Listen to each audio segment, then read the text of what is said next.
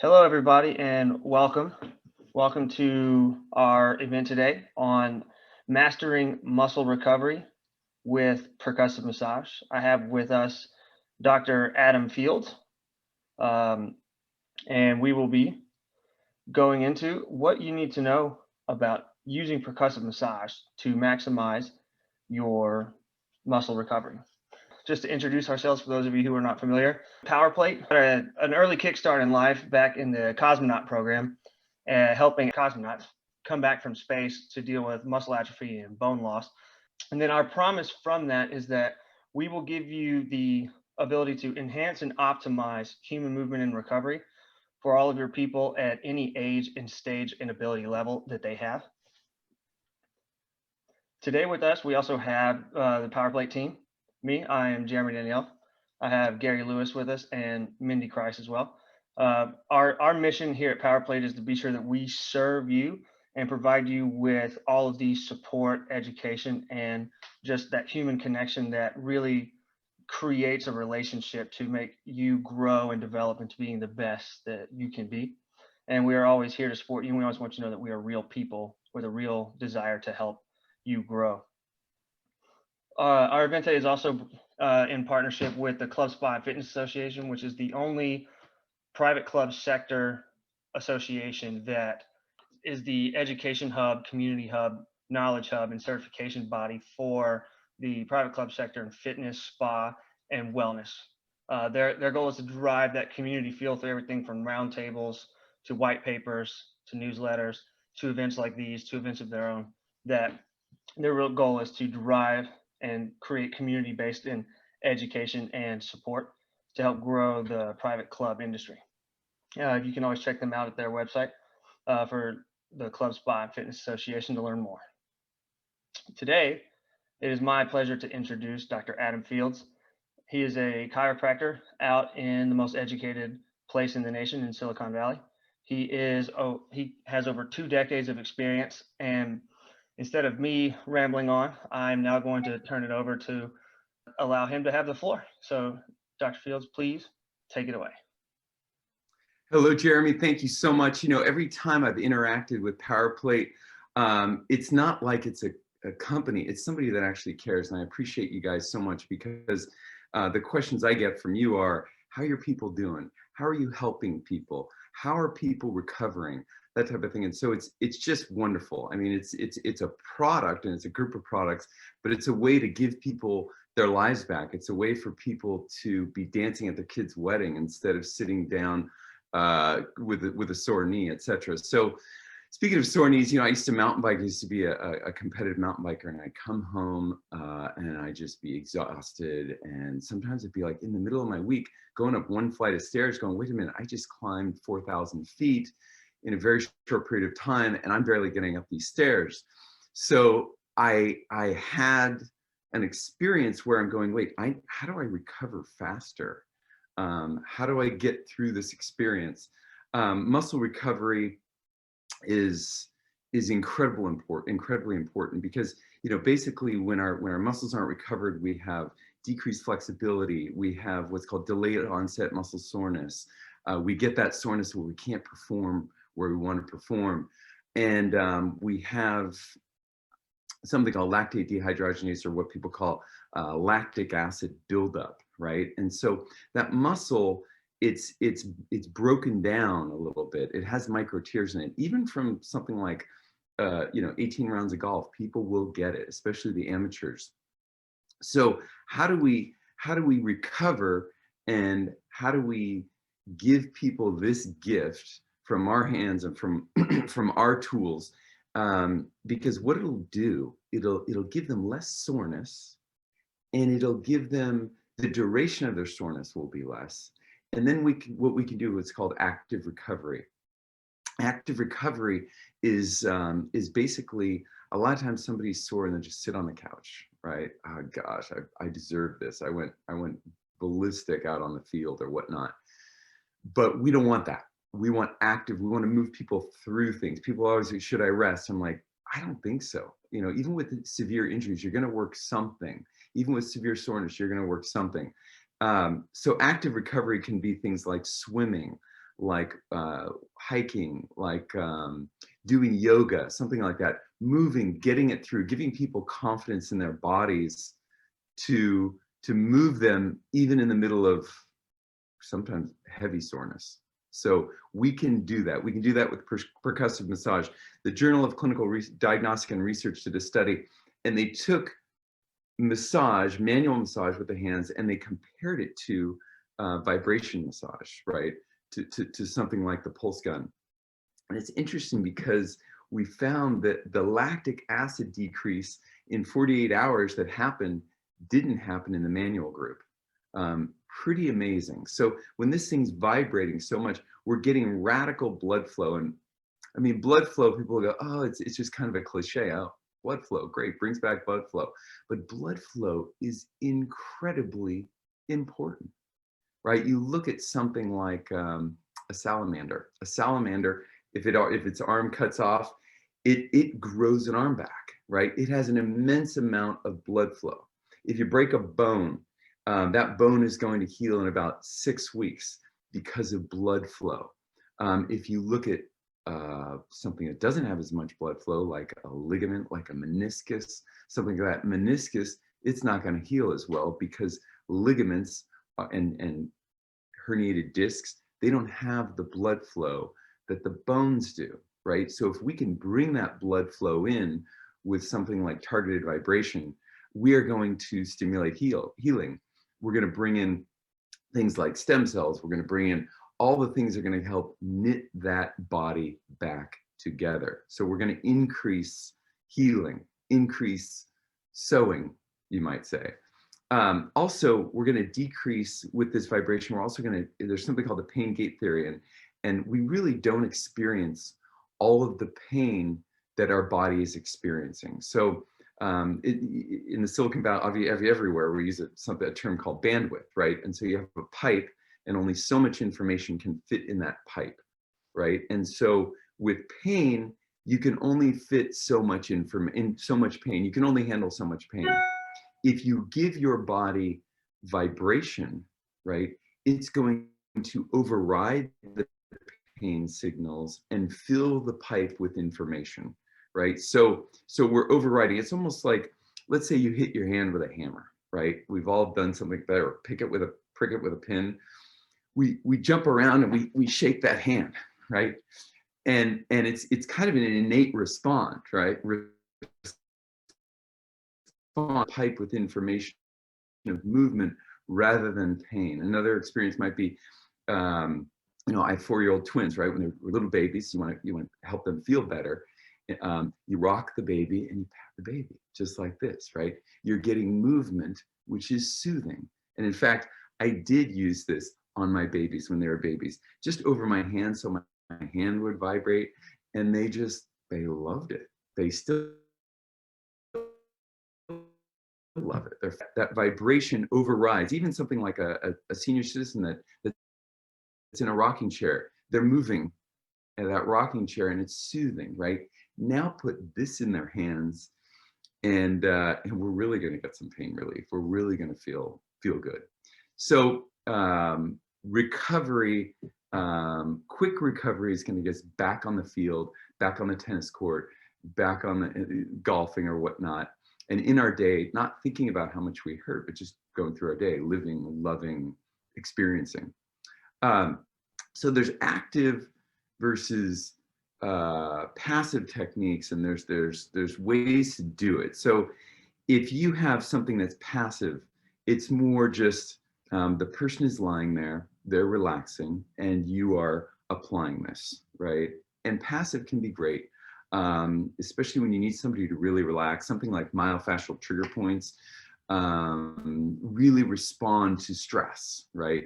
So with something like that, a myofascial trigger point is a muscle spasm within a muscle belly, right? Let's say this is a muscle, right? And my ring is a myofascial trigger point. In the research lab, if you put a pin in the muscle, it has what's called a resting potential. But if you, and you can actually measure an electric charge on that. But if you put a pin in the trigger point, it has a higher electric charge. Now, if someone thinks about a stressful situation, all they have to do is think about it. We've shown that measurable increase in electric charge in the trigger point just from a stressful thought, right? So passive work can be so wonderful because you're having the person breathe and just relaxing, and you're going into those myofascial trigger points, and they're actually participating in the process of ameliorating those symptoms, of decreasing those myofascial trigger points. There's some physical therapists I know that just, all they do is just put a little finger, they're not even touching much, and they're just having the person relax, and that helps that trigger point go down. So passive is beneficial. There's also active. For instance, you can take a muscle through a stretch, like somebody's on their back and you have their leg here and you're stretching that hamstring while you're getting on that hamstring with the vibration. And we know, you guys know, that we're going to get more stretch in a shorter amount of time with this tool in your hand working that hamstring. And then we have muscle recovery, right? We want to recover those muscles, and that's more passive, where we're just working those muscles good 30 to 60 seconds and just flushing things out. You know, if you think about like stagnant water, right? Stagnant water doesn't have life in it. It breeds disease, right? Whereas a rushing river is teeming with life. It's getting rid of waste products and bringing in nutrients. And that's what we want in those muscles. And that's what we want to create in the people that we are serving. So then there's muscle activation. It's interesting. Muscle activation, these actually have been shown to wake up muscles. It's like, hey, how you doing? In fact, sometimes physical therapists, I've seen them tap on muscles while somebody's doing an exercise, right? Like a vastus medialis in the knee, to wake it up, to get it to engage.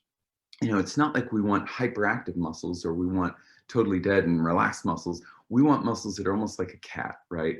Cats just chill, they're relaxed, but they're ready to pounce at any time. They can just get up. And that's the way we want our muscles to function. So I'm just going to give you a couple examples. For instance, like we can actually decrease fixations. It's interesting. I'm a chiropractor and I'm sitting there working on the spine. Somebody's face down on the table, and I get this thing, and like, okay, let's just see what it does, right? I'm palpating a vertebra like an L5, and I feel a fixation, and the bone isn't moving as well, and there's pain, right? So I said, oh, let's just try this. So I put it on there. I put it on the erector spinae. I even put it right on the vertebra. Maybe I push on the sacrum and I pump it down a little bit while I'm vibrating it. And I've literally done my palpation and the bone is moving now, right? It didn't require me to hang from a chandelier and land on them to actually get the bone to move, because I'm doing this at so many cycles per second and vibrating that bone. And it's going into those facet joints and actually causing that vibration, which is drawing water and fluid into those facet joints. So it surprised me. I could go, wait a minute here, did that just happen? And so we can actually free up fixated joints all over the body. It's absolutely wonderful. For instance, when a lot of you are golf pros, and with golf, for instance, when you're addressing the ball, one of the first things we have to do is we've got to get a little bit of extension in that spine, right? And then we bend from the hips, and here we are, we're like this, right? And so we want to be able to, if someone is like this addressing the ball, they're hunching forward. So if you look at the spine, you'll see that in the back of the spine, we have two connection points, which are the facet joints, right? So if they have pain like this in extension, you don't want to bring them more into extension. You want to bring them forward and then vibrate. But if they can go into extension, what it does is it takes weight off these discs, right? The number one injury in golf, for instance, is the disc. And the biggest mechanism of injury of a disc is flexion and rotation. And that's a bad golf swing.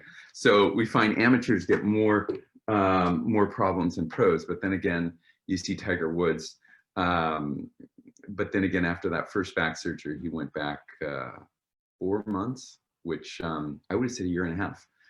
Why would I have said year and a half? Because there's not a good blood supply to those discs. They take a long time to heal. You've got to get vibration in there, traction. You've got to keep them mobilized. So anyway, so one of the moves I like to do, and this is great for just starting the day right before the golfer gets on, addresses the ball, is turning this on and getting in here and pushing on that spine, doing the little arches like this, getting up and down the spine, going right into the lumbar spine, right into the sacrum. And so you're actually helping that lordosis, helping that initial address position. So when we come back, we're here, we're not here, right? You see a lot of people just using their top and coming down, and it's a problem. And another one that I like that is tremendous. So right now, obviously we've had a very crazy year, and so a big thing that's changed, and I'm sure all of you guys are noticing it with people around you, is the people are now typing like this, and they expect, okay, they had great ergonomics back at their work, but now they've been like this. They're on that laptop, right? And the laptop is actually, it has the screen and the keys connected. They have to be disconnected, right? Because if the screen is right where it should be, then the hands are going to be up here. But if the hands are where they should be at 90 degrees, the head is down here. So what's happening to the world right now is we're coming like this, right? And so I have people come in like this, they don't even know it, and they think they've been okay on their lounger. And so the ribs are getting tight. And what happens when the ribs get tight is people, it's almost like there's a belt around the chest, and they don't even know it. And so they're not getting as much oxygen, and then they have the mask on. And so their heart has to beat harder, right? And so they're getting anxiety, and they come in with anxiety, and they've gone to X doctor and Y therapist, et cetera, and they don't know what's going on. And so this has been just key. I mean, if you take one thing from what I'm saying, try this. So what you'll find is people get tight in the ribs, and you might even find it on yourself. You might think, oh, I pushed that, it's tender, right? Maybe they're sleeping on their side, and those ribs get stuck, the intercostal muscles get stuck, and the ribs can get stuck into the sternum. So I have people do a nice stretch. I say, interlace your fingers and put your palms together like this. And then I say, straighten your arms and pinch your shoulder blades together, right? And from that position, I'm having them breathe as I'm doing the pulse right on their ribs. And I find the higher setting is good. It just doesn't bounce around at all. It just stays steady, and it's right on there. You can go in between the ribs. You can go up into the pec minors. And people are just going to go, oh, thank you so much. I'm breathing again. I feel so good. I can breathe. I mean, I'm just getting all kinds of these responses. So it's just a wonderful thing to do. Another thing to do with the active is the popliteus muscle. A lot of people, if you've worked with knees, you know about the popliteus muscle. Here's the front of the knee, here's the back of the knee, and it's a little muscle right back here. And you don't want to go right in the center because you have some neurovascular bundles right here. But you go more towards the medial knee and in here, and you'll find that muscle. And I'll literally have people stretch it, putting their foot up against a post or a corner of a wall, and then leaning forward and stretching that muscle and getting on the muscle while I'm stretching it. So, and you can do this all over the body. You know, we talked about, you know, maybe putting somebody in a doorway, stretching that chest. And you can even do it on yourself where you're stretching it and opening it up. I guarantee over half of you right now have tight pectoralis minor muscles in here because of your phone, because of your computer. And I'm sure there are people in Silicon Valley right now that are working on things that we don't have to hold on to. But for now, we're here. So we need to get the proper ergonomics. And to make up for that, we need to use the pulse, because it's such an incredibly valuable tool to open up our muscles and literally open up fixated joints. So also there's muscle activation. For instance, like a pitcher, right? A pitcher is going to use certain muscles, right? It's amazing when a pitcher's back like this, and now they've got to come. I mean, I've seen these pictures where it's way more external rotation than I'm doing right now, but where you're coming through like this, you've got to work the subscapularis muscle, which is right here, and this muscle gets very tight. So we want it to activate. So we might go in a pitcher. We might go, okay, we're going to wake that up before you get on the mound. We're going to do 30 to 60 seconds right up in here, right? We know that we know there's also some things where one muscle will turn off another muscle, and the pec minor can turn off the deltoid. The teres minor can turn off the anterior deltoid. So getting these people warmed up with this thing is phenomenal before going on the field or whatnot. You know, there was I had one of the hitting coaches for the A's Oakland A's coming in, and we were talking about one of the players, and I probably shouldn't mention his name, but I said, why is this guy getting injured all the time? He's so great. I mean, he had, you know, he was like 100 RBI, 25 home run, yada, yada, but now he's just getting injured. And he was saying, well, he eats junk food, right? So junk food is not going to be a good thing, right? And dehydration isn't going to be a good thing. So you want to actually encourage the hydration and the nutrition, but how do you deliver that nutrition and hydration to the muscles? You've got to do it with movement. Movement is nutrition, movement is lubricant, movement is going to bring activation to the muscle, and that's one of the things we're going to be using this for. So another thing I like to do is, you know, we talk a lot about impingement of the joints. I talked about the lumbar spine, but you know, the shoulder can also be impinged. So when you raise that arm, you know, in golf, one of the injuries we have is shoulder impingement. It's the third. Shoulder injuries are the third most common injury in golfers.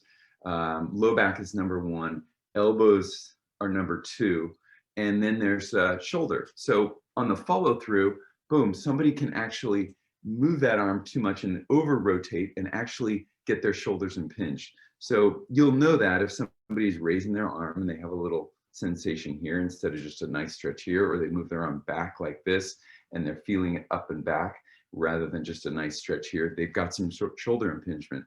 So one of the things I do, and you'll see I do have some follow along videos on YouTube, and you can just follow along and get a lot of this also, is I'll have them put a little weight in their arm, and you guys have heard maybe of the pendulum exercise, and have them just totally relax. You can have them move, or you can just have them just relax, because the gun is going to do the movement and you're just doing it like this. Now you may want to just rock it yourself, but you don't want the person to actively move the shoulder. With impingement, you want them to just completely let it relax. And if they are going to move it, it's their body moving and their shoulders just, and their arm is moving just as a result of their body moving. Or you can take a hand and just gently rock it yourself and get in there. And as you vibrate, this is just going to come down, bring in nutrition, and hopefully help that impinged shoulder.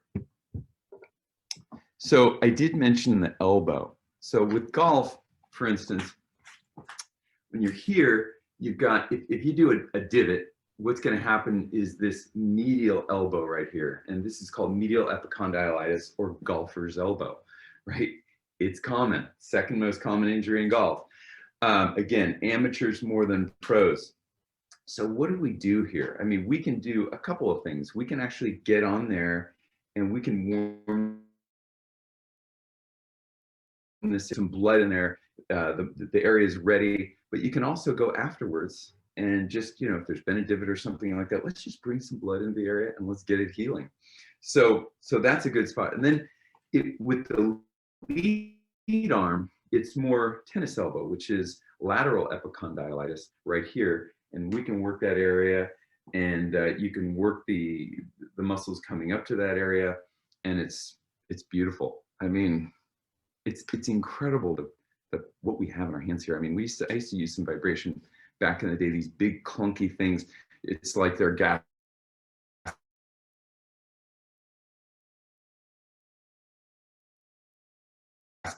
This battery technology and the amount of cycles per second and the quietness and the fact that, I mean, I have people that are taking this, literally putting in their golf bag, and because I have a practice right by a retirement community, and they're taking it down the course. It's great. So tennis. So let's talk about muscle recovery a little bit more. So muscle recovery is going to be great for your pitchers, for your people that are doing squats. And I think have them get one at home also. Don't be afraid to just empower people. Don't be afraid to give them some kind of thing to do at home. Get out your phone and say, okay, we're gonna do this. In fact, when I started my YouTube channel, it was basically out of laziness. I was like, I don't want to keep saying this over and over again. So I was filming people in the office, but then I was like, wait a minute, I'm just going to make a video and have people watch it. So don't be afraid to empower them a little bit. A lot of people think, oh gosh, if I give all my goods away, they're just going to, no, that's a good thing. We want to empower people. They're still going to come to you. You still have great skill in what you do. And lastly, I want to cover something that's it sort of doesn't have too much to do with what we've been talking about, and that is, this is an amazing tool. However, this is a machine, okay? And healthcare has gotten too caught up in machines, okay? So many people are doing Zoom calls or even telephone calls for health conditions, right? This is where medicine going. I have people come into my all the time. Oh yeah, we just had a phone call. The guy never touched me. He never experienced my body. He never listened to that cracking that's going on in my shoulder, or he never felt my foot. And we can't lose that. We can't just go, there's the graph, there's the machine, and that's it.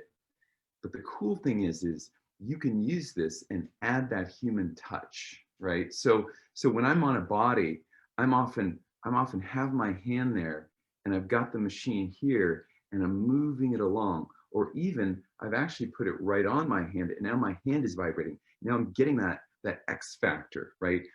Don't just be like, okay, I'm gonna use the machine. Get yourself in there. If you're mobilizing a hip, they're on their back, rock that hip as you vibrate. Talk to them, give them, right? I had a woman, you know, and right now I had a woman come in the other day, 60 years old, and she's, you know, everybody's masked up, and you know, I just looked at her and I just felt the need. I just said, do you mind if I give you a hug? You know, and she goes, okay, you know, and so I just gave her a hug, and I just felt this woman just melt, you know, and she says, you're the first person in a year that's actually touched my body, you know, and it was just that connection. And right now we are going to play a vital role in reintroducing the world to touch, reintroducing the world to actual physical eye contact, right? There's people that are going to come into your life right now that are scared, that need, that where you have to ask permission, can I touch you here? You know, and if it's appropriate for you, can I give you a hug? You know, that type of thing. And so add the human touch with this. And now we have the X factor and the vibration factor. And we're going to just serve and give and love people so their lives are great. So when they finally get to see their kids and they haven't seen them in 6 months or a year, they're going to be feeling good. They're going to be picking up their grandkids. They're going to be playing golf with their sons and daughters and things like that. So anyway, just wanted to add that human touch. I really appreciate being here. If you guys have any questions, let me know. Thank you, Adam. It's always a pleasure to to hear your insights and anecdotal stories. And so now what we want to do is kind of open up the floor to anybody who has questions, and leading the discussions on this will be none other than the Power Plate famous Gary Lewis. Well, thank you. First of all, let me say, Dr. Fields, whilst you were saying, especially about the typing and whatnot, I'm sitting there and I'm opening my chest up and I'm like, and I know Dr. Lisa Jersky is actually on the call, who happens to be my own personal physical therapist, and who knows that I have terrible posture, thoracic immobility or flexibility, and all these things. So highlighted some things for me, and I encourage everyone to maybe just check out Dr. Fields' YouTube channel, because we can never stop learning. You made some good points about the human touch and everything else. So I want to just open it up quickly and ask the group. I see that we have what about 5, 6, 7 people on the line. See you there, Derek, Candace, Anise. Just want to, if you could just quickly jump on. You don't have to put your face on if you don't want to. Just quickly, one thing that you got out of today that you can take away tomorrow or this afternoon and implement it straight away, because that is what we're looking here. We're looking to make sure that we're all seeking information and so much relevancy. So I'm going to throw it out, and I'm going to put Dr. Lisa Jersky actually on the spot and say, is there something that you could comment on, Lisa, that you were able to pick up today that, oh yeah, I could use that straight away? Would you be able to do that, Lisa? You can't put me on the spot like that. I'm running around my house trying to do stuff, trying to multitask. Help me out. No, absolutely. No, it's kind of Dr. Fields was spot on. I mean, it really is that simple. I mean, the enhancement of things that, we know we're supposed to be stretching. We know we're supposed to be doing this, but when you're able to do it in a way that gets you all those additional benefits simultaneously, the increase in circulation, the facilitation of the stretch, like all of that is so important for everybody. And who doesn't want to be more efficient with their time?